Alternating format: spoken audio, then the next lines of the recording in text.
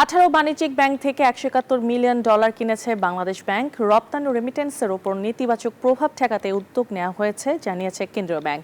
আর বিশ্লেষকরা বলছেন কেন্দ্রীয় ব্যাংকের এই উদ্যোগে ডলারের বাজার স্থিতিশীল থাকবে।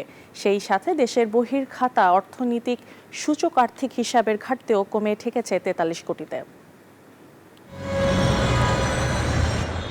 রেমিট্যান্স ও রপ্তানি আয়ের ইতিবাচক ধারা আর আমদানি খরচে লাগাম পড়ায় দেশের বৈদেশিক মুদ্রার বাজারে বেড়েছে ডলারের সরবরাহ, যার প্রভাব পড়েছে দামে। শুধু তাই নয়, বহির্বিশ্বের লেনদেন ও চলতি হিসাবে ঘাটতি কমে যাওয়ায় আর্থিক বিবরণীতেও এসেছে স্বস্তির ইঙ্গিত।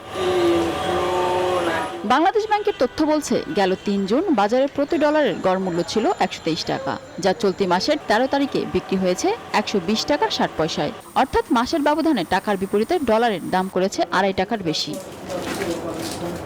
খাত সংশ্লিষ্টরা বলছেন, আমদানি ঋণপত্র খোলা কমে যাওয়া সহ নানা কারণে ব্যাংকগুলোর কাছে এখন ডলারের চাহিদা কমে গেছে।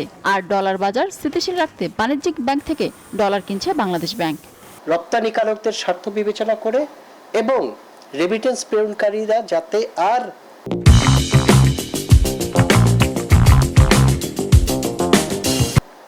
ব্যাংকিং চ্যানেল বাদ দিয়ে ভিন্ন কোনো পথে তাদের রেমিটেন্স না প্রেরণ করে, তাদের দুজনের স্বার্থ বিবেচনা করে ডলারের মার্কেট স্টেবল, প্রাইসটা স্টেবল করার জন্য আমরা গতকাল 18টি ব্যাংকের কাছ থেকে নিলামের মাধ্যমে 121 টাকা 50 পয়সা দরে $171 মিলিয়ন ক্রয় করেছে। এটা যদি তারা কিনে নেয় তাহলে তো ওই যে ডিমান্ড সাপ্লাই চেকটা ঠিক থাকবে, নাহলে আবার অনেক বেশি ডলার এসে গেল বিক্রি করতে পারছে তো লোয়ার রেটে চলে যাব।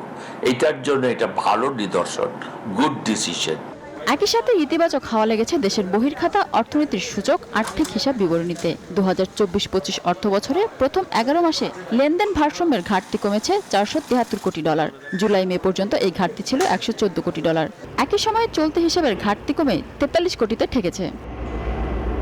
মিনা ফেরদাউস, নিউজ 24, ঢাকা।